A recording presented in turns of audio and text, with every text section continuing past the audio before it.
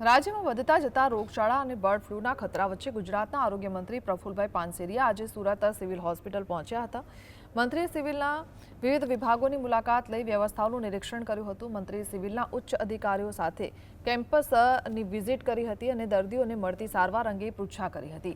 ખાસ કરીને હોસ્પિટલમાં વીજળીની સુવિધા અને ઇમરજન્સી સેવાઓ અંગે તેમણે અધિકારીઓને આકરા સવાલ કર્યા હતા। રોગચાળાની ગંભીર સ્થિતિને જોતા તંત્રને સતર્ક રહેવા અને કોઈપણ પ્રકારની બેદરકારી ન રાખવા કડક સૂચના આપી હતી। મંત્રીની આ મુલાકાતથી હોસ્પિટલના વહીવટી તંત્રમાં ભારે દોડધામ મચી ગઈ છે। કોઈ દર્દીને અગવડ ન પડતી હોવી જોઈએ। એ નાના અને મધ્યમ વર્ગના ગરીબ લોકો આવે છે, જેની ભગવાનની જેમ અહીંયા આવે એમનું ધ્યાન રાખવું એ આપણા સૌની ફરજમાં આવે છે। અનેકવાર મીડિયા દ્વારા આવતા પ્રશ્નોને પણ અમે ગંભીરતા લઈએ છીએ અને એનો પણ સોલ્યુશન કરવાનો અમે પ્રયાસ કરીશું।